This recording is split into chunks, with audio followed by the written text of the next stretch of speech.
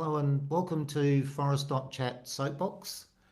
I'm here with Mariah Goria today to talk about what's going on in the city of Busselton with dogs. So there appears to be a push to restrict where dogs can go on beaches in the city of Busselton.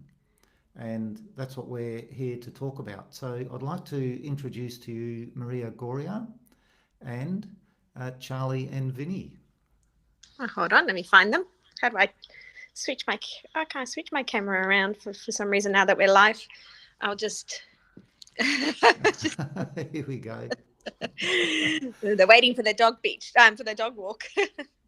Fantastic. You need to get the dogs out every day. Every day I walk them. Sometimes even twice a day. They need to be walked. They're very active and they're really good at home. They just stay on the couch all day sleeping and they don't do any damage to the house, even if I'm at work and there's no one home. But they do need to be exercised every day. I don't know what my house would be like if I didn't exercise them every day. They burn so much energy when they go outside and go for a run. So All yeah. right. And what breed are they? They're blue English staffies. Blue English Staffies. Okay, cool. And how old are they? So Charlie is 4 years old and Vinny is just over a year old. Oh, Vinny, wow. So, Charlie. yeah, definitely in the high energy game. He's gorgeous though. Fantastic. That's always good when they're nice to get along with too. Fantastic. Yeah. Well, they're very jealous of each other, but they are good. Fantastic. Well, let's get in and have a look at what's happening in the city of Busselton. And we'll share the screen there. Beautiful. So Mhm. we've got that provocative splash screen there, which will be what people who are looking at the video will see.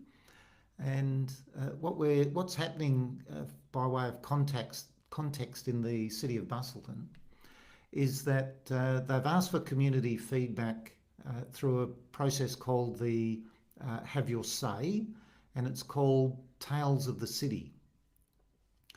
And their initiative is focused on enhancing animal management practices through broad community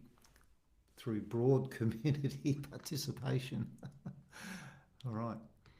Um, I'm using a teleprompter here, Mariah, and I've managed to have it all reversed on the screen, so I'll be flicking back and forth between the two screens. So. Okay. You're doing very well. Thank you.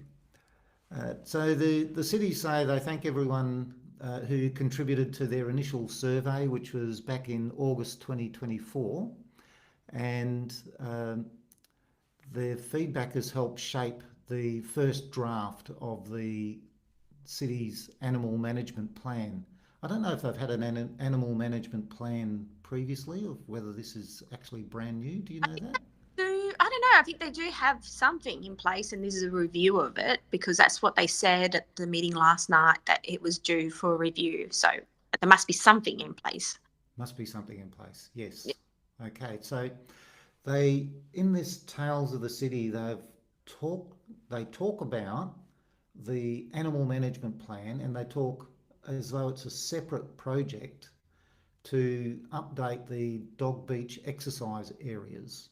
So it's a little bit weird. It's all wrapped in one, but Yeah, looks there's like two there's two going things. on at the same time. So there is the review of the animal management plan, and then there is the review of the access to the different dog beaches. So, but the dog beaches kind of come underneath the animal management plan. So it's Yeah, one thing. it's like a subordinate subsection. I think so. I mean, it's all government jargon, so it's hard to understand everything that's going on. So I could be wrong. I try not to be wrong, but I don't want to. I'm not the expert on everything. So Yeah, that's it. yeah, That's it. You do your best. yeah. So it's possible that they've broken out the dog beach thing to get more clarity on that specific issue, simply because it is a bigger and more complex part. When I had a look through the draft animal management plan, it seemed to follow a pretty reasonable process of what they want to go through, and some reasonable, like, overview sides of things. Once you got into the details, they did seem to miss the mark a little bit, from the perspective of they wanted to measure something, but their means of measuring doesn't actually measure it. Things like that. Issue I have with the draft management plan and how it's worded is that it seems to focus a lot on the negatives about the dogs at the beach, based on a survey that was done originally in, as you said, in 2024. And there was only like 170 or something participants. I don't know exactly how many. But if you actually look at the data that was collected from that very small survey, which I don't know how that was advertised in itself, because that was a while ago. I believe I did do that survey. I remember doing it because I was involved with something else, the City of Busselton at the time, another personal issue I had. And so I was a bit aware of what was going on at the time, where normally I'm not really keeping an eye on what's going on in the City of Busselton. So I think that's the only reason I knew about the survey, because I think most people didn't know, because 180 or whatever number it was less than 200 people did that survey. So obviously wasn't well enough advertised or communicated to the community, because we didn't have a huge number of people do it. But even in that, of those people that did it, one of the questions is, have you seen people not pick up dog poo? And there was more people. And then the other question is, have you seen people pick up dog poo? Well, there were more people that saw people picking up dog poo than not picking up dog poo. But it's also not, the question wasn't, how often do you see people not picking up dog poo? It was, have you seen people not pick up dog poo? Well, yeah, of course I've seen people not pick up dog poo, but maybe once or twice. But every time I walk my dogs, I see people picking up dog poo. So it's not a good way to kind of get a measure of the problem. And also they're only focused on the problem in the draft management plan. They didn't say, well, all these other people saw dogs poo being picked up and they're happy with how it is. And most people said that they have a really good experience when they go down to the beach with the dogs. So I feel like from the survey to the actual draft management plan, it's missed picking up both sides of the argument, if that makes any sense. It sure does, and it's very easy to do when you do a survey, to go, oh, I want to ask a question about this or that, and the question actually doesn't hit the mark that you actually want to do. And I see the evidence of that process happening when I look through the animal management plan, and I go, oh, if you want to measure that, then your measurement method does not actually align. And I did actually copy a couple of examples out of that, which I've got on this presentation too. So. Okay. Well, did you want to show me those, the examples? Let me see if I can get it to do what I was hoping it would do. Right. Okay. There's that. Okay. Well, looking through the animal management plan, I found this sentence that makes absolutely no sense. It says animal nuisances like loud barking, roaming pets, aggressive behaviour and dog waste left in public can affect how the safety, cleanliness and enjoyment of public spaces. Well, so what was that? Was that something that the city has said, or is that someone's feedback? This is objective 3 out of the animal management plan. Okay. So they've got an objective for to reduce nuisance. But so those are different nuisance. That's what they say. So the sentence doesn't make sense. No, but I mean, in their defence, it's a big document. It's a big city they're managing, and I don't want to be overly critical of the City of Busselton, because I can't imagine how hard it is to do the job that they do. Right? Yeah, that's right. and I'd like to work for the City of Busselton to have us do this better in the future, so the community doesn't feel unheard. So but in regards to this one sentence, like, noise nuisance, for example, well, if you ban the dog beaches, you're going to have more of that as a problem, because a lot of people can't walk the dogs unless they're off lead, because they're very big dogs and they pull on the lead.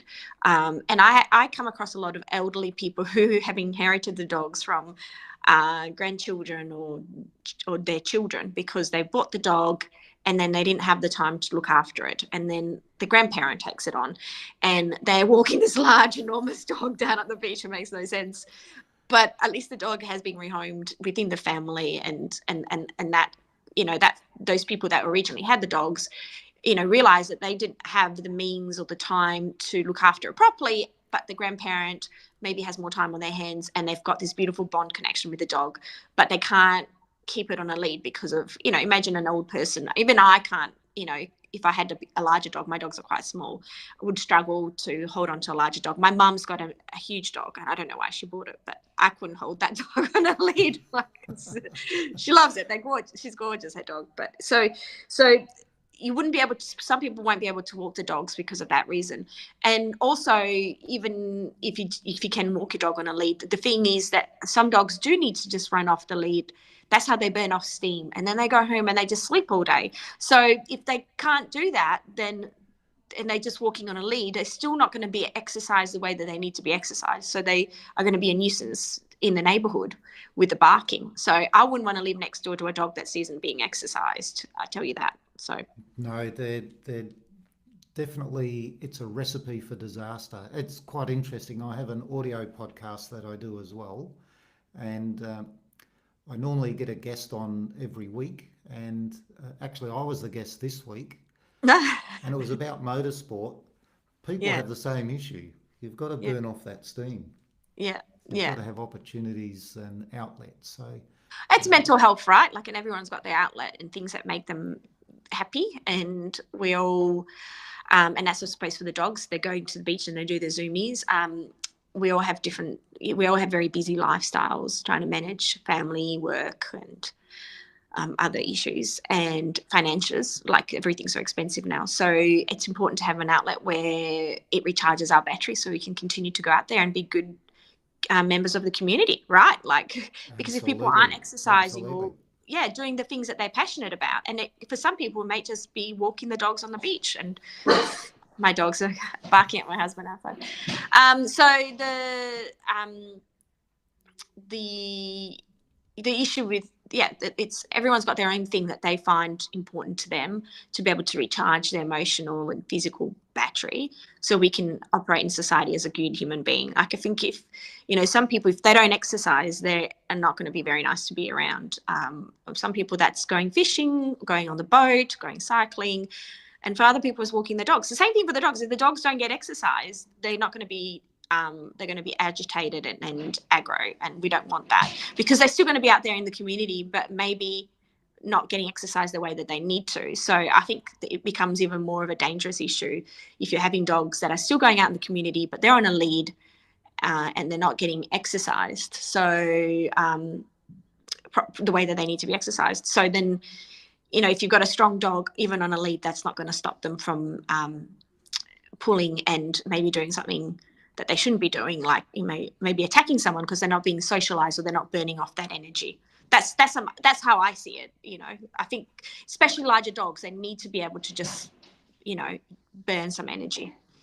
That's right. And the bigger and faster dogs, and they're not all necessarily big dogs, because Mm. I do know of a absolutely minuscule, tiny little dog that runs marathons with its owner, like, and they run fast. They're not running slow.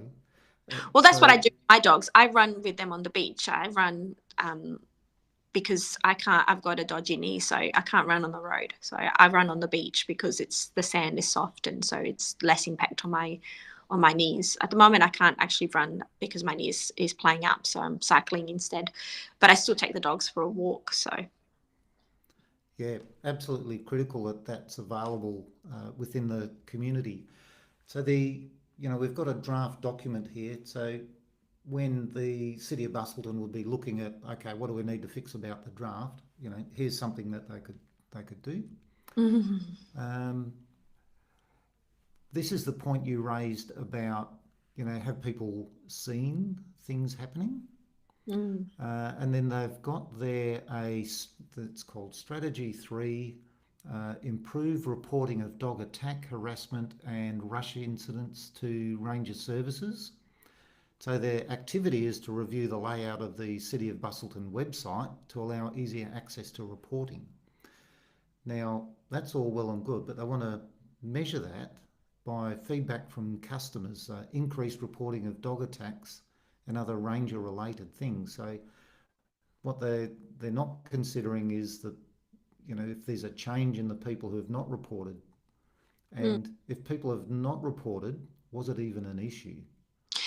Yeah, and also then you have to think, well, it's good to make it is really important to make it easier for people to be able to report incidents, but there has to be factual evidence for it, because there are some people in the community who don't like dogs. And in the Busselton dog community page that we have, there's a few people that have joined that page that don't like dogs and have been quite aggressive and rude towards members of that community. And it's like, well, we're here, we all love dogs, we're all here, so you're the wrong medium for you to express your frustration, because they're injecting themselves into a community where they know they've got a different view and they're there to cause trouble.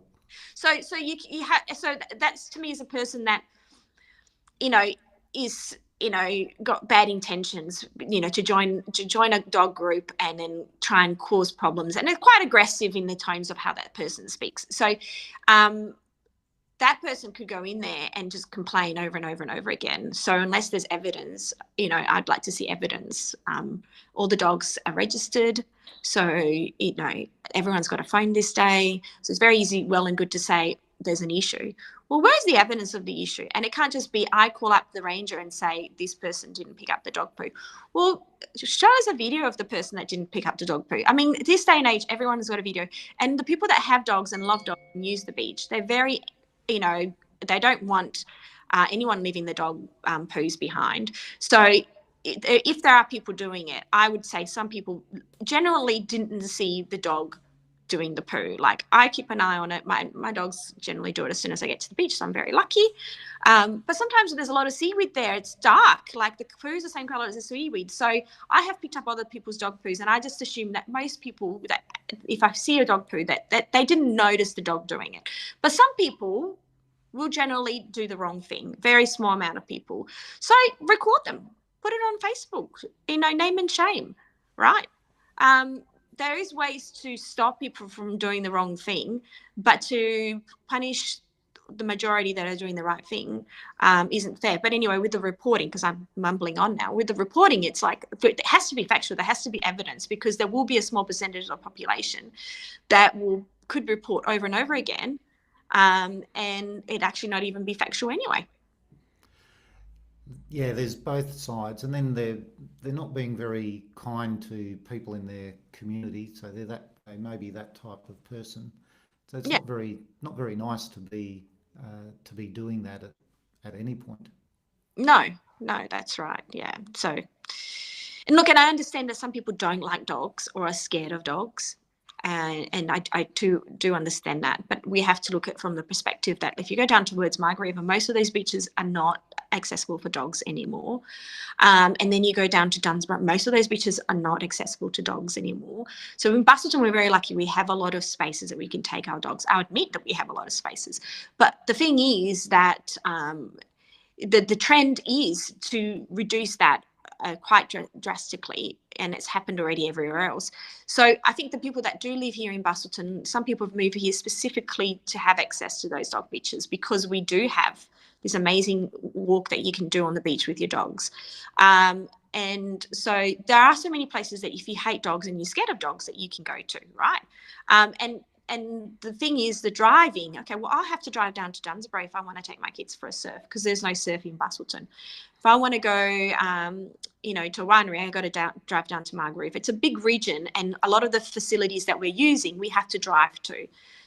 So it's not good enough to say, well, we got to ban all these beaches so that people can have access to prohibited beaches that no one is even using anyway. You go down to the beach in Busselton and it's empty. And I only ever see dog walkers. So I understand maybe making the foreshore where the goose is and where the equinox is, making that area a bit bigger in summer where they prohibit the dogs, because that is got a lot of kids, a lot of families, and it makes complete sense. But to ban beaches that are only being used by dog walkers that are completely empty most of the time, it doesn't make any sense to me. That's about balance, isn't it? And making sure there's appropriate access for everyone, really. Yeah, yeah. Yeah.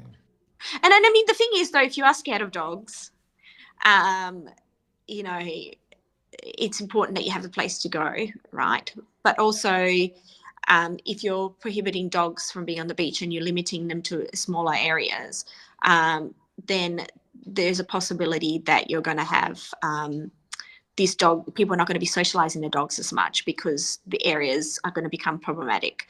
So then you might have that dog sitting in your backyard and neighbour's backyard that hasn't been socialised, and actually that dog might be more dangerous and more scary than the one that's being socialised and walking on the beach, right? Because it's getting used to how to behave around people and young children and other dogs. So that's the other side of the perspective, that you have to think that if we're not socializing the dogs, they're actually going to become more scary and more dangerous to all these people that are scared of dogs, right? Because they're not going to know how to behave around strangers, because my dogs know how to behave around me, but if they're not going to the beach, they're not seeing anybody else. I live out of town. So Yeah, my wife had an experience with a dog. She went out for this is in a suburb of Perth many years ago, but she went out for a run yeah, and she was circled by a couple of dogs and they bit her and she had to get the person who happened to be living there to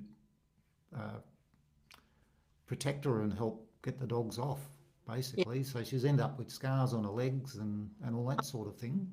So she's really not comfortable when dogs are off the lead. yeah, yeah. And we've done a few park runs up at Careen, which is a off-leash area. Mm, And she doesn't like to go there for that event simply because the dogs aren't particularly under control.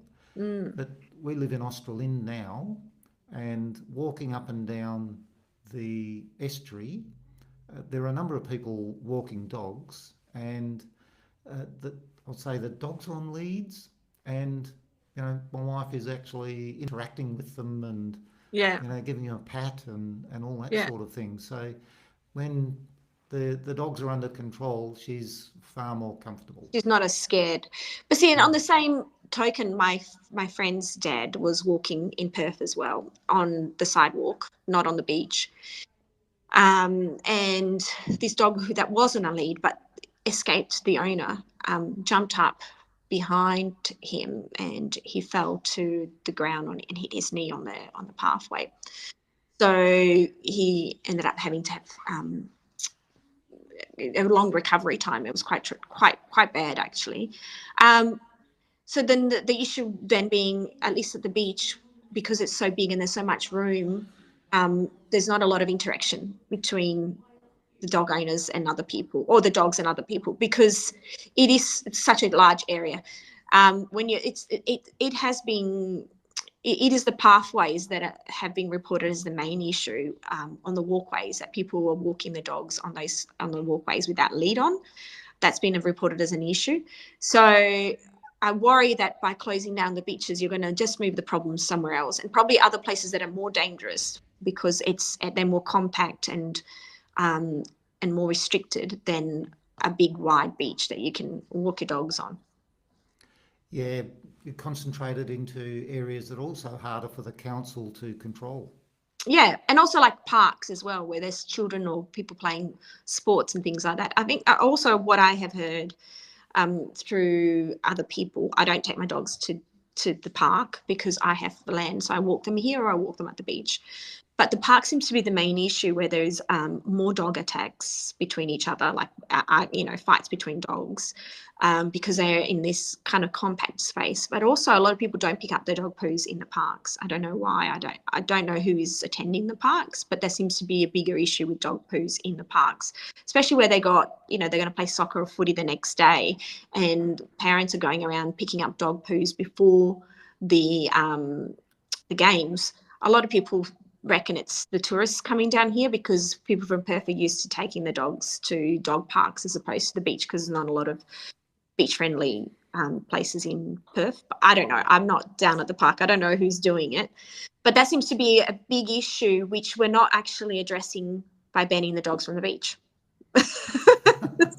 So that's another case of there's a problem over to the left and we're going to fix to the right. And the other thing as well, last night at the council meeting, someone asked, where are these, back to the complaints, where are these complaints coming from? How many of them are related to the beach? Like, where, and the city acknowledged that they don't have the complaint list that they have doesn't indicate where the complaint came from. So it doesn't identify between the beach, the park, or a dog barking in the backyard. Well, I suppose that would be pretty obvious if it's dog barking late at night, it would be in someone's backyard. But it doesn't say where the incident was being reported. So then we're concentrating all our efforts on reducing dog beaches, and we have to wonder why, if we don't actually have the data to say where the issue is actually happening.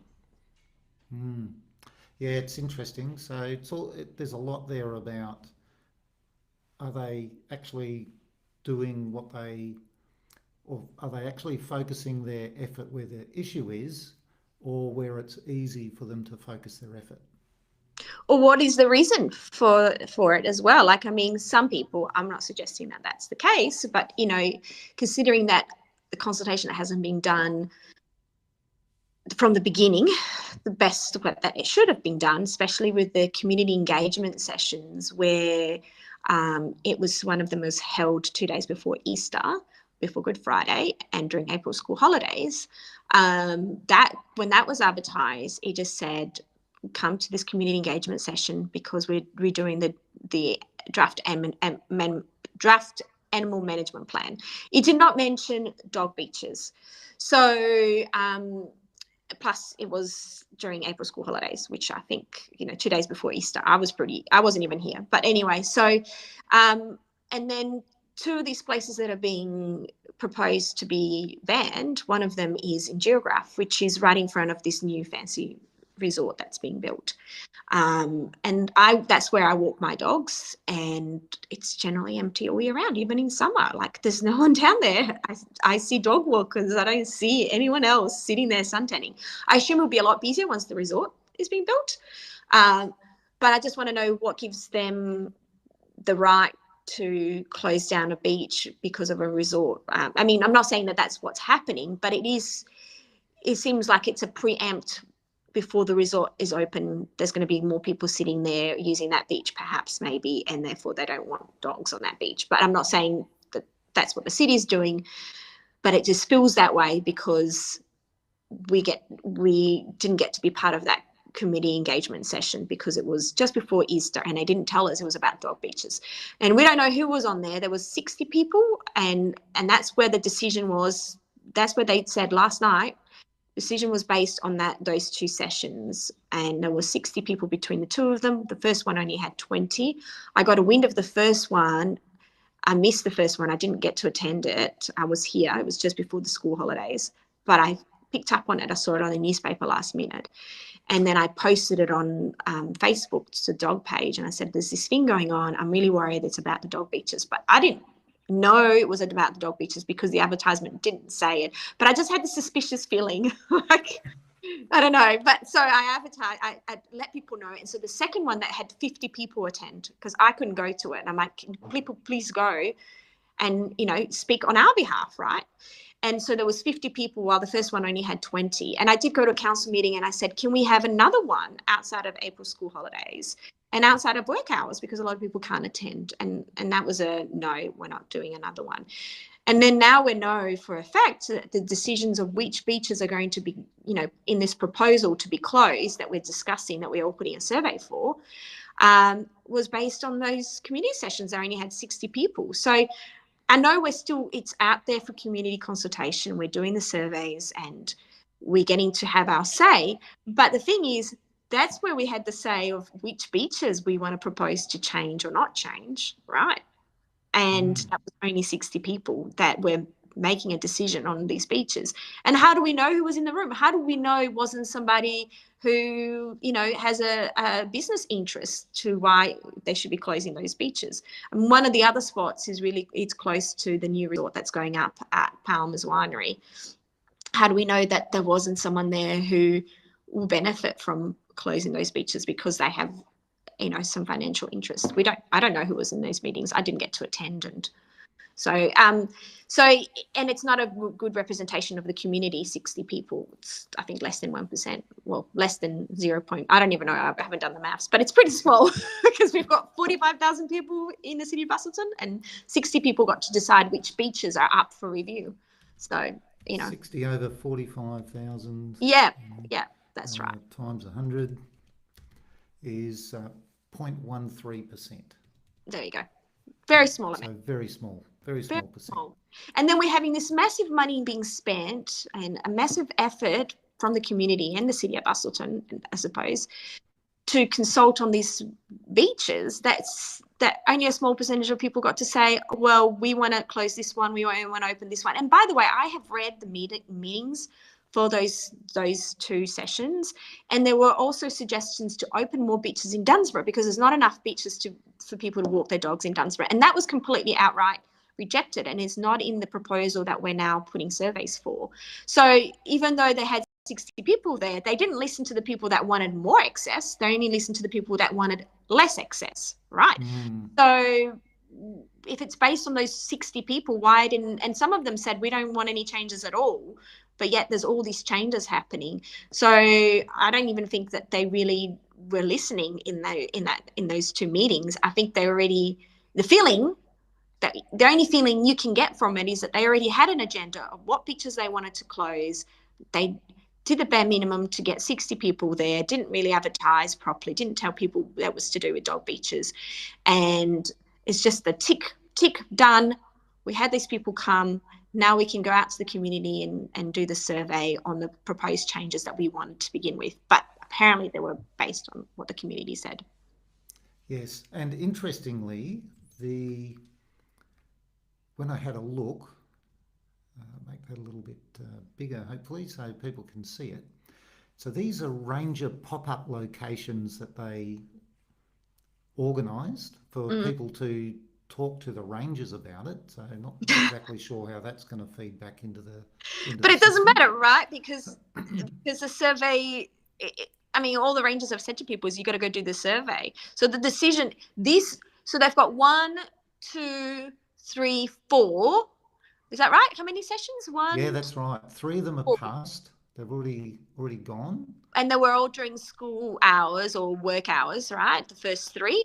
And the last one is added on because a community member, Emma, has been speaking to the city of Busselton and said you need to put one outside of work hours so people can go. So that's the only reason why that last one is being added out of work hours, which is tonight, 5:30 to 6:30 at Churchill Park. But it really doesn't matter. Like, you can go talk to the ranger. The ranger isn't making the decisions. The councillor's making the decisions. And really the decisions are kind of already being made of which beaches we're reviewing. So it would have been more important if we had, 1, 2, 3, 4 community engagement sessions. Some during work hours, some outside of work hours, none during April school holidays. They at least didn't do them during those holidays. But we're talking about the 11th, the 22nd and the 23rd of July. So also school holidays. Oh, yeah. All in school holidays? Yeah, I don't know. I don't know when the school holidays is, but it's all July. Also, that's the other pet hate I have. Like, okay, I'm going to be really critical now, which I don't want to be, but like, this is a huge change. This is massive. Like, it's a massive change to how people can exercise and enjoy their lifestyle in the city of Busselton.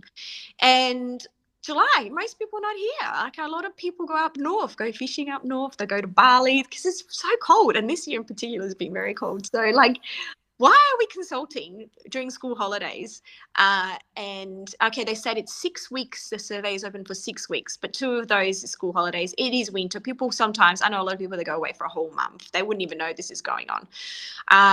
So I think I understand some other issues. It wouldn't matter if you did it during school holidays because they're small and they're only impact a small number of people. But this impacts a lot of people, and it shouldn't be during school holidays. That's just my opinion. But, you know, April and Christmas, though, like Easter and Christmas, definitely no major consultation should be taking place then because we're all busy with families and getting ready for Easter and getting ready for Christmas. We have families over. We live in the tourist town. Everyone that we have that lives in Perth that are our friends or family are all coming down to visit us at those time of the years. So like, we're busy, you know, don't consult with us when we have people from Perth coming down to visit. Like that, but anyway, That's one of the unique things about being a tourist destination yeah, is that, you know, there definitely are big peaks yeah. when, you know, it's on. People out there making their living, all that sort of stuff. You need to give them the opportunity to do that. That's right. And also, even if you're not having visitors come here, people go away at Easter because you've got all that time off. And I mean, we particularly were away all of school holidays, and that's why I couldn't go to the session, but I made sure other people were going. So anyway, so I just think those community engagement sessions were the most important. Go speak to the ranger. I feel sorry for the rangers. Like, they're not making the decisions. They're just going to get abuse from people, right? So hopefully not, because hopefully people won't abuse the rangers. But people are angry because they feel like they missed out on the most important bit, which was what beaches are up for review, right? So Yeah, absolutely. And the council is saying you've got until the 10th of August, yeah, 4 p.m. on a Sunday, mm, and it's an online survey that they're doing. yeah, And I got asked the question, why would you close an online survey at 4 p.m. on a Sunday? mm. That's a real hark back to the days when you had to put your tender into an envelope and stick it into a post box, if you know what I mean. Like, if it didn't make it into the post box by that time, it never didn't reach the people in time. But Well, an the thing. online survey, they could take until, you know, 9 o'clock in the morning on Monday. What's the Yeah, that's true. Makes no difference, right? Because no one's going to be looking at it into 9 o'clock on Monday. So they Yeah, could leave it into 9 o'clock on Monday, really, in case someone wants that. You know, the thing is, we already have, according to last night's meeting, 2,500 submissions. I don't know if that's a record for the city of Busselton or not. I'd have to ask that's a them. lot. It's a lot. I mean, they were proposing to close the horse beach down in Forrest. And that had 600 submissions and that stayed open. So we're in a good chance to keep things open, I hope. But we don't know if some of those submissions are to close the beaches, right? So you got to know that there's people that don't like dogs or are scared of dogs, and they'll be making submissions too. So we don't know how many of those are for or against. I imagine majority of them are to keep the dog beaches open. Yeah. But yeah, so regardless of, you know, us complaining that they haven't consulted well, a lot of people have done the surveys, and what I'm complaining about is the original engagement sessions that wasn't done well, and I'm sticking to my guns on that one. Fair call. Just having a look at that, that's 5.5% of the population. If the population's 45,000, Yeah. yeah, so that's a massive increase. But you've also been a part of something that has been working to get the messages out. So there's a number of people that have, um, well, I'll put it there as there's been some pushing back, Mm, and there's mm. not just one individual doing that. You're one of those Oh, people there's that heaps has of people. been spreading the news about that.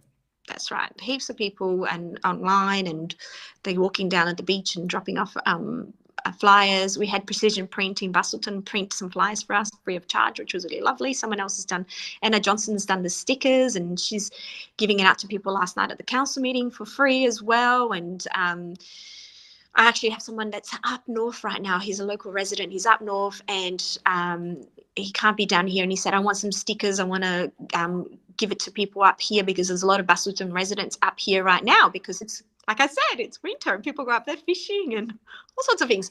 So I'm posting him the stickers I got last night, because he wants to get the message out to people up there who aren't here. But yeah, a lot of us have been pushing back. For 2,500 is a lot, you know, and I think we're getting there. We're getting the message out. So I think I'm hoping we'll be successful in keeping it open. So, in keeping the consultation open for longer? Oh no, just keeping it open. Keeping the beaches open, yeah. Yeah, I mean, No, with regards to the consultation, okay, so the initial engagement community sessions, I disagree that they shouldn't have been done 2 days before the Good Friday. So, but also the current community engagement with the surveys. I don't understand why we don't have signs at the beach. Like, you know, if someone wants to redevelop their property and, you know, turn their farm into a housing development, or they want to put a gravel pit in, or, you know, lots of major changes that people do, they have to put a sign outside their property saying this development is going ahead and here's where you can do a survey, right? Why doesn't the city feel like it's appropriate that they are putting signs at the beaches saying we're proposing these changes and here's where you do the survey? Why do private individuals have to notify with a sign on their private properties the local community, but the city of Busselton doesn't feel that they have the same responsibility by putting it actually at the beach, right? Where they'll reach the people, regardless of what they do, the people who go there and use the beach have the opportunity to see and read the sign. That's right. And that could have been done a while ago too, right? Like, why does it only have to be August last year? Could have been out there for 6 months. That's right. Because if you want to get everyone's opinion, then you leave it open for as long as possible, right? Oh, additionally as well, why did some residents get letters sent to them and others didn't? And I did actually email this question originally a while ago, because when I saw the beginning of the consultation, and it said that they would be mailing out people that lived near the beach, the affected beaches. And I actually emailed, I said, are you going to send letters out to dog owners? And, you know, because the thing is, to me, I don't live near the beach. I'm out of town, but I still use the beach, and the beach is a public space. So I don't think it's fair that you are only sending letters out to people that live near the beach, because the beach does not belong to them. The beach belongs to the community, right? So even if I don't live right in front of the beach, it is still a public space I'm entitled to use. So why did the people that live near the beach get a letter sent to them, while we all have to go searching for information on Facebook or on a newspaper? We're all busy. We're all, you know, everyone's busy. Like, so it's easy to miss things. And I don't understand why, if you're near the beach, you get it hand-fed to you via letter, while we all kind of had to, you know, we have to go look for it. Yeah, and it affects you just as much as it affects, well, maybe even more, because you have to make an effort to travel. Well, I don't know if it affects me, actually, more or less. I don't know. I mean, if you're near the beach, it's great because you get to walk your dogs there. The reason I worry about the way that they've done this, and I was saying this to the ABC reporter that was there last night, is that depending on what medium you choose to consult with the population, you're going to get different age groups, right? So the newspaper, it tends to be the older generation. Facebook tends to be middle-aged people like me. Instagram tends to be the younger 20-year-olds, right? So depending on what medium you pick, you're going to get a different outcome to your surveys. So I'm maybe cynical, but I feel like sending letters to people that they're near the beach, are you maybe trying to get the holiday people, the tourists or the holiday homes, and because you think they might be more inclined to be against or be supportive of your closure of the beaches, right? So are you targeting the people that live near those beaches, thinking maybe they might be more inclined to say, yes, let's close the beach, as opposed to keeping it neutral, so everyone has a chance to see it that's going to the beach, right? Not just the people that live near the beach. Does that make sense? Like I'm just it does make sense. It's hard to know if that actually happens or not, or whether it just comes down to convenience. And there's a cost as we've seen many times, there's in amongst what we're talking about here, there does seem to be a perspective that they measure what they find easy to measure. Yeah. So they take a route that isn't the best route for everybody. They take a route that they find comfortable to use, and that might introduce, as you're saying, bias in there's the always responses. bias in everything, right? But I understand that what they're saying is a cost involved with sending letters out to people. So then don't send any letters out. So we're all on the same playing field. Don't send letters out. They don't get a right to have a letter sent to them just because they live near the beach. The beach does not belong to them. The beach belongs to the community. That's, to me, it's just wrong. Like, I just think they don't, it would be the same thing with parks. If they were proposing to ban dogs from all parks, would they just send letters to the people that live near the park? Well, maybe I don't live near the park, but I go there because I live out of town, so I use the parks, right? I pay my rates just as much as everybody else, and I'm entitled to use all the public facilities in town. So by sending it to just the people that live near it, you're basically sending out a message that I'm not as important and my point of view is not as important. That's which I don't assign to. I think we all pay our rates and we all live here and we're all entitled to an opinion. But I'm being very cynical here. Maybe it's just the way that they normally do protocols. They send letters out to people that live near the change, and they didn't see that, there's a bit of a difference on this one because it is a public space. It's different to my neighbour is building a shed that's outside of the out of the building envelope or something, or a big shed. So then, therefore, they're notifying me. That's different to it's a public space, so you need to notify everyone. And if you're sending direct letters to some people, it seems unfair to others. Yeah, and I don't really believe that the cost of sending letters should be an issue that reduces what they do. If they're going to do the review, they need to fund it appropriately. Yeah. Well, no, I mean, we mentioned sending letters to 45,000 residents. I get it. It's expensive. But the advertisement on the newspaper was really small. And so considering how big the issue is, you could have done a really half a page spread so people see it, right? Because we get half a page spread for other things that are, not important at all. So I think the advertising on the newspaper could have been done better. I have been critical of that, and I have noticed it has improved in size. It's gotten a bit bigger because it was tiny to begin with. So, I think that would have been a lot cheaper. And also, they say that they've let businesses know, like the vets and pet stores and things like that. And I've gone around to give out the flyers that we had made by Precision Print, and I did see some of the flyers that the City of Busselton's put up there. They're not noticeable, right? And it needed to be massive, writing, propose dog beach changes, right? And here's the QR code, and it's just in little tiny writing, and I think most of them, I didn't read it, but it says animal management plan. So that's tales of the city. People don't know what you're talking about. If you say dog beach changes, everyone would have been onto it, So that's but I hate being so critical, so I'm going to stop now. Fantastic. We did talk about a whole series of questions. Should we have a look at those and see if we've answered some of them already? And on about things. Sorry. All right. Well, We have looked at how the community demonstrated they're unhappy. You talked about the flyers and meetings, and you talked about stickers, so a whole range of things. Is there anything more you wanted to say about?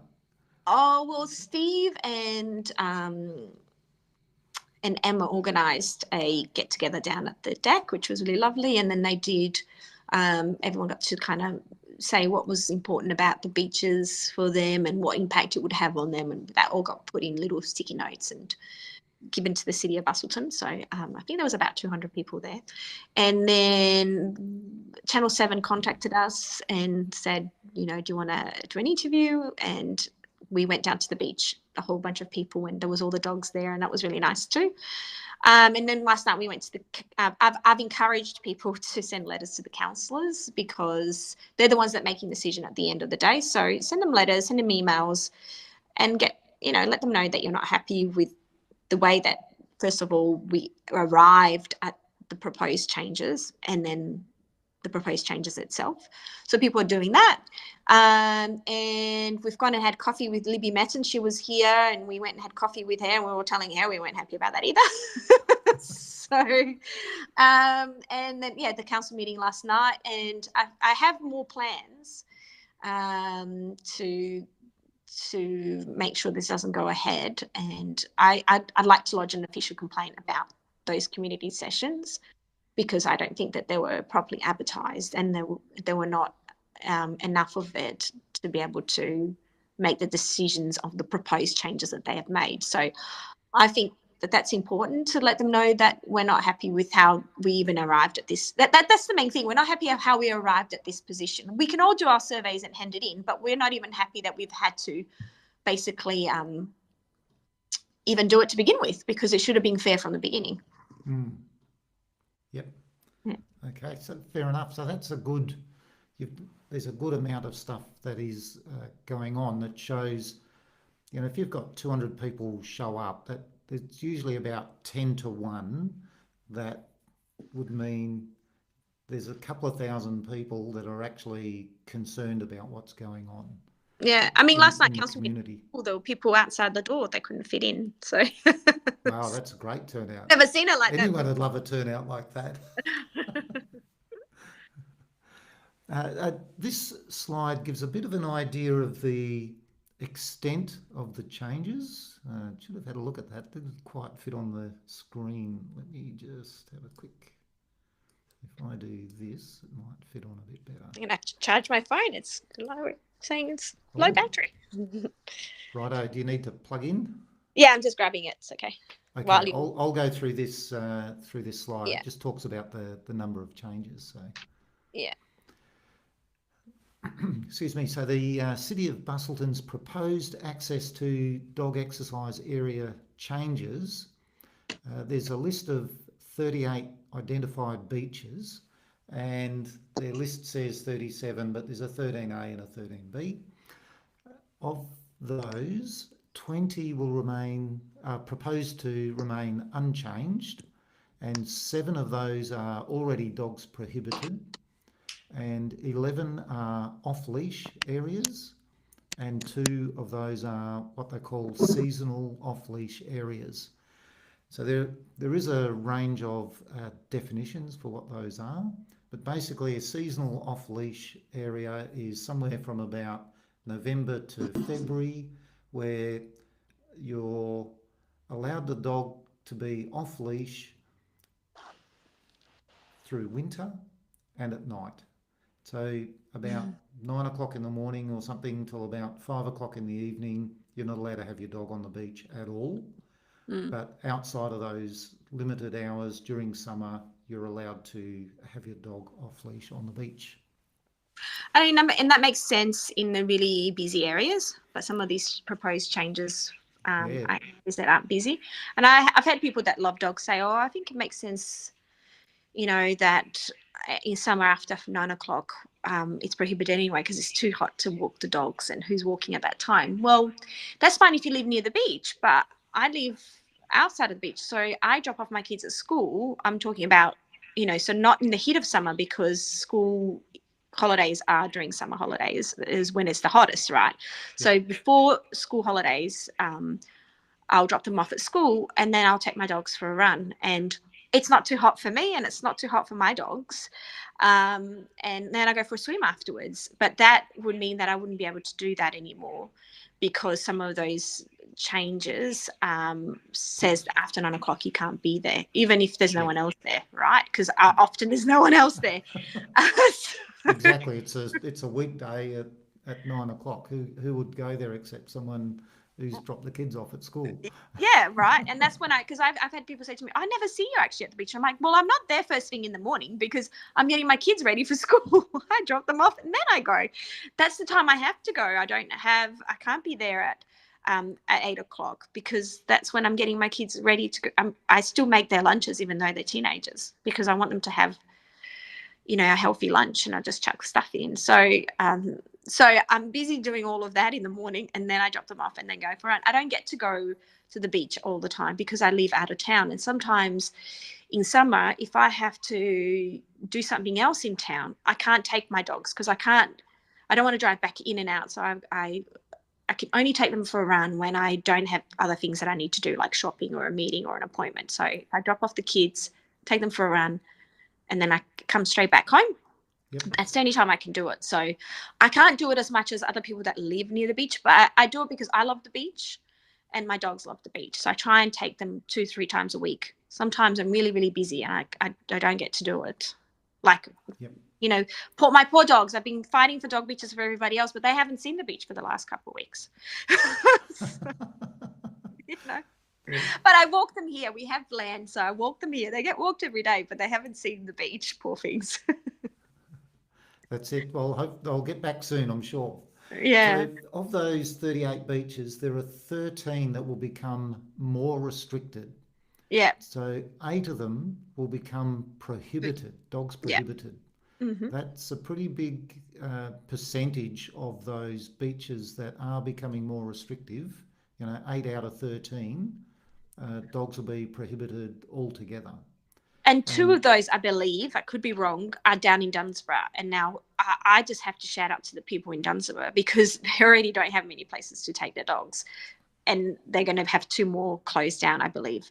I have taken my dogs to Rabbit Hill sometimes, but I don't do it very often because there's so many dogs there. And my dogs are timid because they have so much space here. They're not in suburbia listening to other dogs and hearing other people walk past. So they're not used to a lot of dogs. So when you go to Rabbit Hill, there's too many dogs, and I can't relax with my dogs. So if I go there to take the kids for a surf, I have to leave my dogs behind. So I take them to Busselton Beach because I generally don't see many people. I see maybe 2 or 3 people with dogs, and that's it. And that's what they are used to. They're not used to being in loud, crowded places, or So that's for people in Dunsborough. They're going to lose even, I think, 2 more beaches that they can take the dogs to. Yeah, so that becomes very much more restrictive than it is at the moment. Yeah, and that means where you can, it will be overcrowded. And that's why I've asked the city. I said, well, have you contacted the dog rescue places and RSCPA and about this proposed changes? Because, there's so many dogs that are handed in every year. And if they don't find a new home, they have to be euthanized, which is really sad. I can't have any more because my dogs, I don't think they would handle a third. And you have to have a kennel license, I think, for the city of Busselton to be able to have more than 2 dogs. Yeah, I believe it's 2 dogs. So if you make it really difficult for people to exercise their dogs, and people are already busy and everything, I worry that more of them are going to be handed in, and then and how many of what the impact of that will be, and how many dogs will end up being put down because of it. They are our best friends, so they are definitely. Yeah. Right. And then sorry, on those proposed changes, just one other thing though. I do know someone who lives, I think, in Broadwater, and her beach is going from seasonal to allowed all year round. So there's only, I think, a couple of them that are being more excess, and she's not happy about it being going from seasonal to being allowed all year round. So there's also changes for the positive, and then but there's some people that they're used to that being the way it is. So it's like it's some areas that are open all the time are now going to be prohibited, and people used to that area being open, but for some reason now it's going to be prohibited. So people are not happy about that. And then there's other areas which is seasonal, and people are happy that it's seasonal, and now it's going to be all year round, and they're not happy about that because they're used to it being seasonal. So I don't know why. I don't know Nobody likes change. Don't touch why my you would cheese. prohibit it in one area and open in another that's being seasonal. I don't know why you would do that. But anyway. Yeah. So 5 becoming less restricted. So 1 going back to being an on-lead area, which must already be prohibited to an on-lead area, and 4 going from an on-lead area to an off-leash area. So, there is, I haven't looked at the exact positioning. I I think one of them imagine is that they've tried to go, oh, well, we're tightening up all these, we better loosen some up as well. So I imagine they've had those sorts of thoughts. Yeah, I suppose that's what they've done. But I mean, in some, it's the prohibiting of the dogs in certain beaches that are not being used really hardly at all that is really got people upset. Yeah, so it's not just the dog use they need to be looking at. They also need to be looking at beach use. Yeah. I mean, if it's no one else using it, why can't I use it with my dog? So Yeah, exactly. I don't get it. And that's the other thing as well that a lot of people that have dogs have said, when we're walking our dogs, we clean the beach. And when it's true, I do. I mean, I was walking my dog, my friend's dog the other day, she's got little dogs, and there was a piece of glass on the sand. It was still quite sharp. After a while it becomes smooth, but this one's still quite sharp. And I just picked it up. I pick up rubbish all the time on the beach. It's not a big deal. I think it's really kind of funny how this dog poo has become this massive big deal. I pick up my dog poos. Like I said, I pick up other people's dog poo, which I just assume they didn't see. But tell me you don't see your beer bottle that you leave behind, or your child's ice cream wrapper that you leave behind. Like, tell me that you didn't see that. But you know what? I'm picking it up for you, and I'm not making a big deal about it. But apparently 1 or 2 dog poos, which I'm not seeing this happening at the beach. It's the parks apparently. That's a big deal. But all the rubbish that everyone else is leaving everywhere, that seems to be fine. Yeah, and really it's the same, just a different form. And that's what I was saying to a friend of mine. I'm like, well, I drive down to Marg River for work, and the side of the highway, which is council land, I think, it's on the verge. I believe it's their responsibility. They mow the grass there, is littered with rubbish. It's so disgusting. I mean, I come from Brazil where I grew up, and it was so dirty in Brazil when I grew up. Like it was something that really upset me. And when I moved to Australia, I was just like, oh, it's so clean here. It's so nice, right? And I drive to Margarita, and I think this is where we're heading towards, the maintenance of a third world country, because this shouldn't be happening here with the amount of taxes we pay and rates and land tax and everything else, that the side of the roads are so dirty. And I mean, obviously it's not just the council's responsibility. Who is this disgusting people throwing rubbish out the window when they're driving their cars around? And so we ban all road users because a small minority of people are disgusting. Right. Let's do that. Because the verges are disgusting. So let's make sure no one gets to drive cars around anymore. So don't give them any ideas. I mean, have you driven to Perth lately? The side of the freeway is disgusting, right? It's so much rubbish everywhere. I don't understand how this is happening. And I've been to Brazil recently, and it's cleaner than what it used to be when I was growing up. So the trend there is people are now learning to clean up and not make it rubbish. Not to throw rubbish put around it out there in the first place. Yeah, that's right. So I don't know what's happening here. Why people feel it's okay to be littering everywhere, but that's a much bigger issue than dog poos. Sorry, and I don't know why we're not talking about that. Absolutely. There's a lot of things that we don't talk about that we probably should when we talk about other issues. So hopefully we'll cover some of those on this program. So let me just make this one a little bit smaller again so it fits in. Okay. So here I've got where are community members gathering to talk about the changes. So you did mention about the meeting that you had. Are there any more meetings coming up? So there is a ranger. We can go meet the ranger tonight at 5:30 at Churchill Park. Yep, And if you do that, I just encourage that you're nice and friendly, right?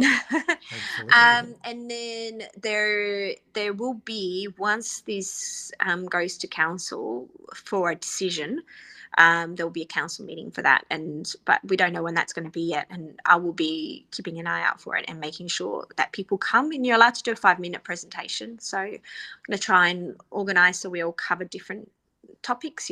Dog poo, one topic, 5 minutes.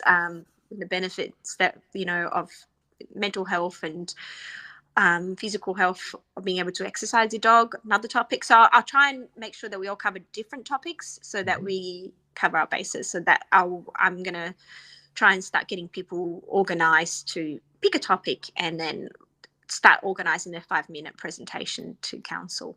Yes, it's very important they keep you to the second on those presentations that you get to do, They do. especially if there are a lot of them, and you really want to be sure that you practice those and make sure you've got them down in the 5 minutes and that you don't go over.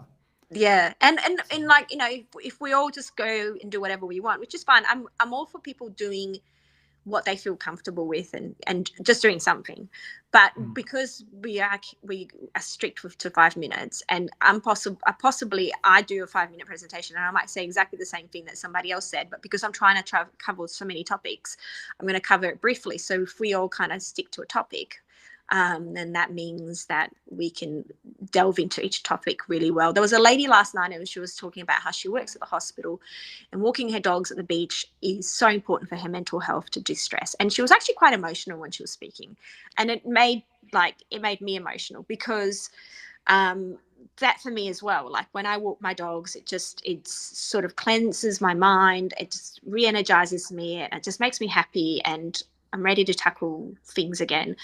And it is so vital doing that at the beach, like the air at the beach and the smell, but it's not just about me walking at the beach, like watching them having a good time. It's just something really beautiful and heartwarming, watching your dogs running around and talking to other people. And it's just really nice way to engage with the community and recharge your energy. So I'm going to try and encourage her to do a 5-minute presentation about that, because she was I could really feel her emotion in it, and she really meant it.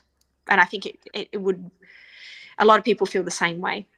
Yes, yes, and emotion is extremely important. So having people talking about the thing that makes the most sense to them is really, really a strong way to get the message across. Yeah. Yep. Right, and there's a Facebook group. So there's a Facebook group which is what's it called? It's called Busselton. Oh, now I'm Dog Beach Dog. Let me have a look now, because I know it's what it's called, but I just want to make sure I get it right. Dog Busselton. No, hold on 1 second. I'll just go Busselton Dog Community. There we go. Yes, Busselton Dog Community. So Yeah, I've got that there. I'll just do a quick. Let me just pop that actually into this little Busselton Dog Community on Facebook. yeah, that's right. All right. And it's an open public group, so anyone can join. Come along, even if you don't like dogs, and say what you have to say, because the people are doing that. People that don't like dogs are coming along and putting their 2 cents in. So it's Because open. it's topical, and it is good to hear both sides of the argument. Yeah, I mean, great. It's nice to know what they think, and then we can use that to basically make an argument in exchange. Like this lady that I was telling you about, this person in particular that was complaining on the page, was saying that dog poos, are toxic and they spread diseases and stuff. And I'm like, I mean, I've grown up with dogs my whole entire life. I've never caught any of the diseases she was talking about. And then you just do a quick Google search, and I mean, you can catch most of the things she was talking about from, chickens and eggs and all sorts, basically, like not just so. Yeah, the hygiene is very important, no matter where you are in your life. Hygiene has made a massive difference to the transmission of diseases. So, you've got the dog poo bags. Use a dog poo bag. But what are people doing? Are they Even if eating you this dog just poos? I take mean, them how are along they and get getting rid of it. diseases from dog poos? I don't understand. I mean, are we eating them now? Like, are we? I don't get it. Like, you're not, unless you're eating the dog poo or touching it with your hands, you're not going to get diseases from dog poos. And like I said, there's very few amount of dog poos on the beach that haven't been picked up. And if you're really concerned about it, get a dog, just pick it up and put it in the bin so no one else can catch a disease from it. But like, no one's catching diseases from dog poo. Sorry, anyway. All right. We've talked a good bit about the question I've got up here about people who are not dog lovers. We've talked about them. They've been having a say on the Busselton dog community Facebook group and that sort of thing. So we understand there is a need that they have some access to beaches, and that's all fine. We did also talk about the community engagement that the City of Busselton is doing, and you've talked a fair bit about the issues that you've seen there. So I think we've answered that question. We answered that one. Is this a common way for the City of Busselton to handle their community consultation? That's probably a bit broader question, isn't it? That's a bit of a loaded question, isn't it? Look. Is it a repeating pattern? I think if you look at the surveys of the community surveys of how the city is performing, that's been an issue that's been raised a few times. And I did ask last night, and apparently they have a community engagement protocol that they've reviewed recently. So I'm going to have to go have a look at that. But a perfect example is last night we had the rates increase meeting. And it was at 4 p.m. and it was the only place I can find that it was advertised was on a Facebook post that the City of Busselton put on their Facebook, and it was actually just say special announcement. And I just happened to be on because I'm on too much at the moment. I actually didn't have Facebook for a whole month. I deleted it. And I think for a while there, I didn't have it for like 2 years. I don't like being on social media. But anyway, so I'm on because I'm doing this, and I happened to see it. So I clicked on it, and then it said that there was this meeting about the budget at 4 p.m. And then I read the newspapers now. I check what's on there, and I checked it wasn't there. I went and found the one from the week before. It wasn't there. And so I asked a few of the other people that are quite involved with, keeping the Shire accountable, and said, did you see it? Because I haven't seen it. No one saw it. And so we've gotten it out there to community, and it was full. You couldn't fit any more people in that room. So that was really great. One of the ladies that were there asked the questions like, why didn't you advertise this somewhere else? And what's the regulation of where you have to advertise it? And they said 3 sources. And the mayor said the reason why that wasn't done was because the meeting was called last minute within the last 7 days. But that's not true, because the post that I saw on Facebook alerting to this meeting was done on the 10th of July, so 20 days ago. So they could have put it on the newspaper. There was plenty of time to put it on the newspaper. There's lots of other things in it the city's letting us know about. The rates is a big issue. A lot of people are not happy with the rates, and they tried to just do a sneaky and only have it on this special announcement that you had to click onto to get to it. So yes, it's an issue. The community doesn't feel like we're getting informed about things, and maybe it's not intentional, but it feels intentional. I mean, why wasn't this advertised in the newspaper? Why was the dog beach the animal management plan, and they didn't mention that it was going to be about dog beaches? It feels intentional, because I don't understand why it's not done differently, because it's not hard to do differently, right? So it is definitely an issue, and I feel like maybe they don't want to hear what we have to say. And then people just keep getting angrier and angrier, and you had a lot of people in the council meeting last night, and I think we need to really consult the community on how they want to be consulted. Does that make sense? Yes, it does. Yeah. It does. So then that you can't complain, you know, like, where do you want us to tell you what's going on and what issues are important to you as a community, like, you know, so that we can put more emphasis on what the community thinks is important, and we will make sure that that ad on the newspaper is quite big as opposed to something that people are not overly interested in, because it only impacts the people that live in that small area. So those could be questions that the city could be asking, and I think if they had done that, they would know that dog beaches is a big one. So, Covers their entire coastline, and they are a coastline yeah, council. that's So right. yeah, Yeah. all right, fantastic. So it looks like there is some things that they could do. Now the last question: there's not much time for people to act, like with the survey going until the 10th of August. What can community members do to help? So this is someone who's maybe just hearing about this for the first time, and they're not already involved. Um, You mentioned about going to council and presenting at council. Look, there's so many people that have already done the surveys. If you've done it already, great. If you haven't, do it. Send it to other people. Obviously, I'm on the dog side, so I only send it to dog lovers. There's no point just sending it to everybody. Know who you're sending to, and just, you know, let them know how you feel about it. That has a huge impact. The councillors who are making the decisions know what the community thinks about it, because by the time they go to the council meeting where the decision is being made, I think most of them have already made up their mind, and it's based on those emails we send to them. People think that, just, you know, very naively, because if you have not dealt with the city of Busselton before, or have had an issue that you've had to go up there and deal with, you would think that you would just come to the council meeting where they're discussing the item and you would make your presentation and that would be it. But actually the councillors have already decided what they're going to be voting, got motions, they're going to change someone else's motions, and they're arguing over it, and that's already been done before you even get there. So that's why it's important to get to them before that meeting and send emails and say, I'm not happy with the changes and this is how it's going to impact me. Because if there's a lot of people sending those emails, it's going to be very hard for them to close our beaches. Yes, it would be. And remember that each of those councillors is a member of your community. They they are probably most likely living in amongst the suburbs that you're living in. You may know them, and you know, having a chat to them, getting an idea of what they're on about, what they're thinking about it, and what's driving things from inside the council. If you're able to find out that sort of information. Well, most importantly, the community, right? Like, they're not there to represent the staff; they're there to represent the community. We vote them in, so they represent us.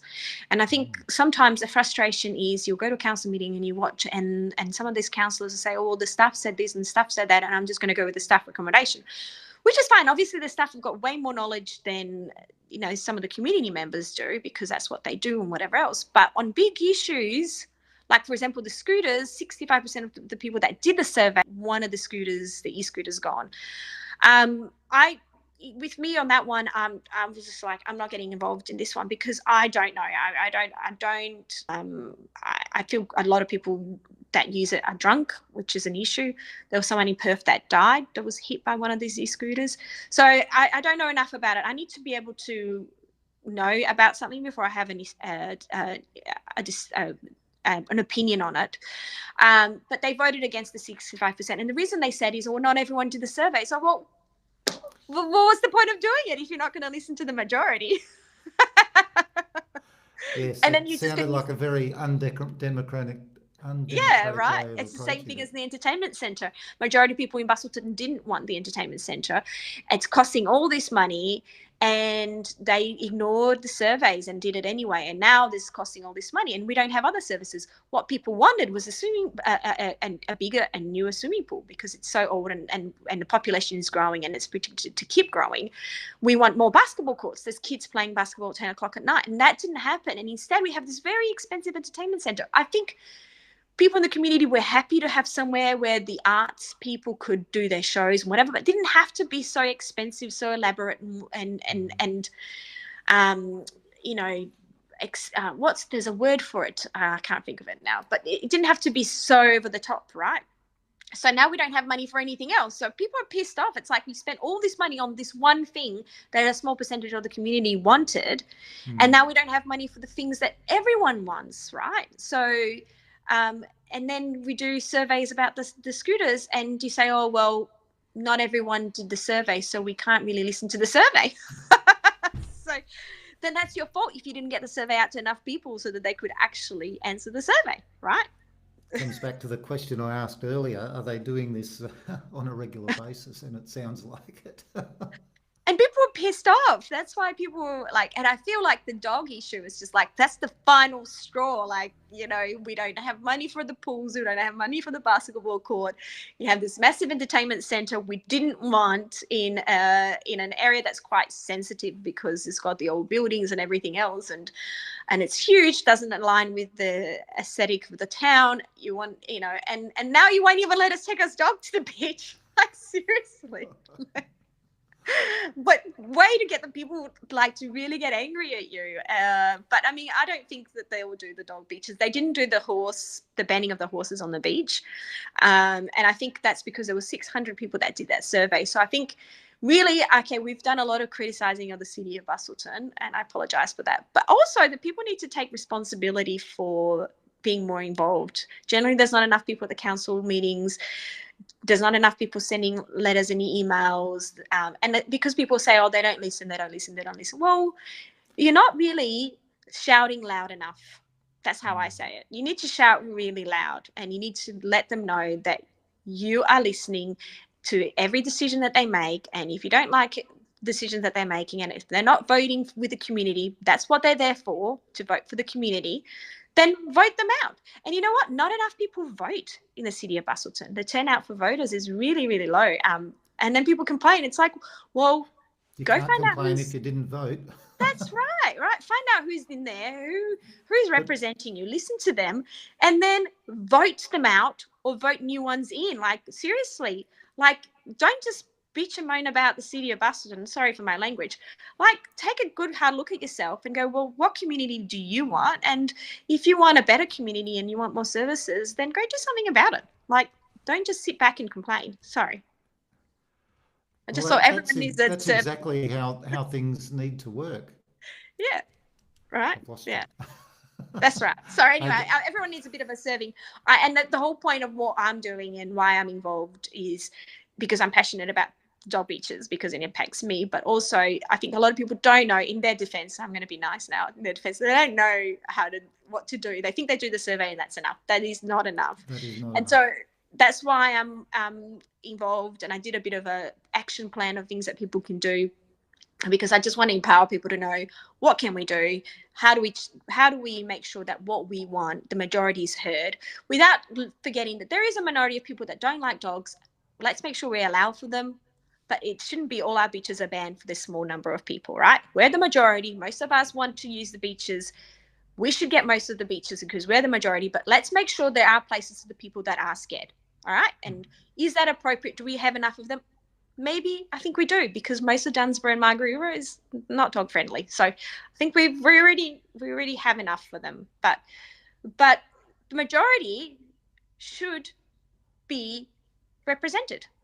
So so I'm just helping people get their voice out there, because they don't know how to do it. They don't know what to say. And a lot of people are scared to do it. I have to say, a lot of people say, I don't want to do anything or say anything because I'm worried about retribution from the city of Busselton, because I want to put a granny flat in, or I want to do this and I want to do that.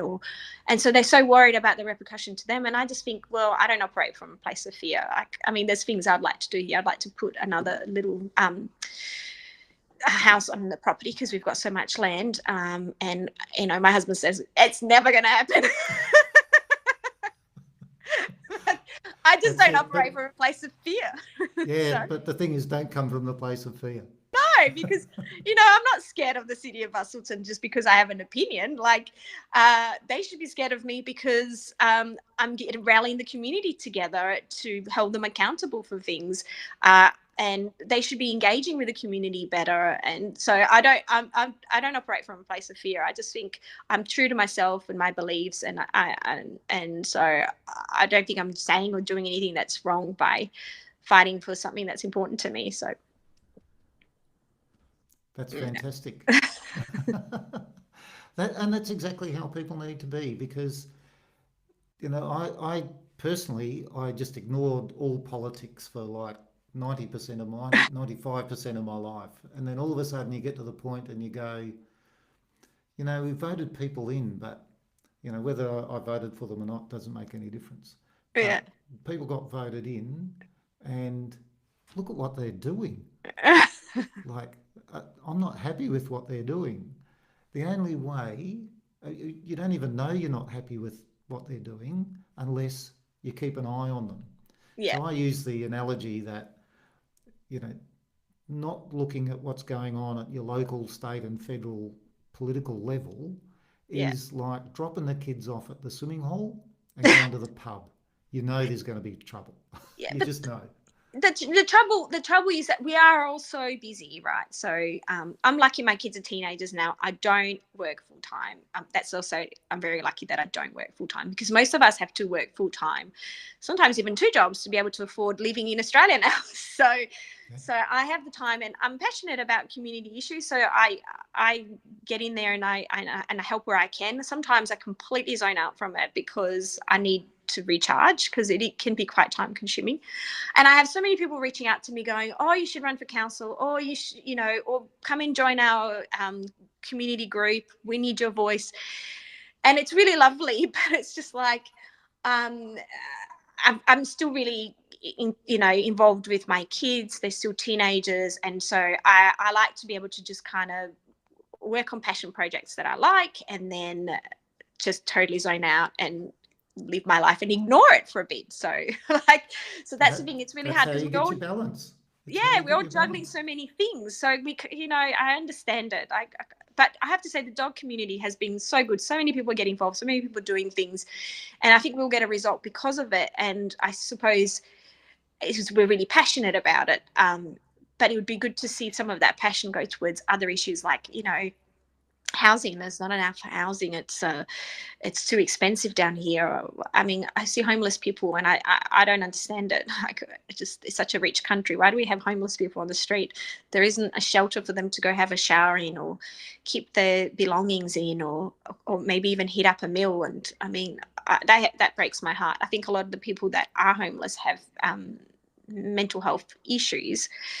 Not all of them, but just some, and some people just can't afford to live down here anymore. And I think it would be Yes, good if we had more people rally against even more important issues than the dog beaches, So true. Homelessness is an issue that I'll be covering on this soapbox. I've got some people that I'm talking to about to interview them about homelessness, and I hope to do a larger series of interviews in that on that topic because it is a big gnarly issue. and From can all I just sorts. say, coming from Brazil, it's everywhere, right? It's really bad. But when I arrived to Australia, I never saw a homeless person ever. Like it was just, it was just this dreamland. No homeless people, no dirty, no rubbish anywhere. Everything's clean. And by the way, there's a playground at every corner. Like growing up in Sao Paulo, like there's no playgrounds in every corner, and it's busy and noisy and dirty. So it's not like that anymore. It's very clean Brazil now. I have to say it's amazing how much it's changed. But homelessness, I don't understand how we have that in Australia. Really, it's beyond me that's happening now, and it's really sad. So I don't Hopefully, know what some we of can the do about it. interviews, hopefully, some of the interviews I can do here on Forrest.Chat Soapbox will help to answer some of your questions and allow you to Or identify I'll follow something you you. can do in that space. I'll start following you. So that's Wonderful. Well, Mm-hmm. thank you, Mariah, for coming on, and it's been very informative. Is there anything more that you would like to say? I'd probably just sorry if I was overly critical of anyone in the city of Busselton. I have to say, whenever I've emailed them and contacted them, they have been very nice. And also, sorry if I'm being overly critical of people that don't get up there and do anything. Just trying to encourage them. So, yeah, that's all. To provide them with direction. That's right. Just trying to help, but I understand we're all busy. So yeah. That's it. Wonderful. Anyway, thank you. I appreciate what you're doing and getting people voices out there and trying to build a community, because that's what's really important. Absolutely. It's very important that people in the community get a voice, and Forrest.Chat Soapbox is a place that people can do that. Yeah, fantastic. And if you want to get involved in the Forrest.Chat Soapbox, then you can go to Forrest.Chat. There's an email list, and when I have interviews lined up, I'll let people know via the email list. I'm on Facebook, I'm on YouTube, and I'm on Rumble, and you can watch the episodes there. And if you want to donate to help the cause, because it takes a bit of income and money to actually run this, Yeah. quite apart from the time, Yeah. just the equipment and all that sort of thing. So open to donations, as long as there's no strings attached to the donations. So if there are any conditions on the donations, I can't take it. But Okay. if anyone's willing to donate a little to help the process keep going, then I do appreciate that. Fantastic. Fantastic. Well, thank you very much, Mariah. Thank you. It's You have a good day. Wonderful talking. You too. Enjoy. Cheers. And are you going off to that pop-up session tonight? No, I'm not. Because I spoke to the rangers at the deck, and they're really lovely. The rangers, and I don't believe they're the ones making the decisions. So it's pointless. And I've been to a meeting, the council meeting last night, and then a residents meeting the night before. Right. Good. I'm walking my dogs. Enjoy your walk with your dogs. Thank you. No worries. See you later. See ya.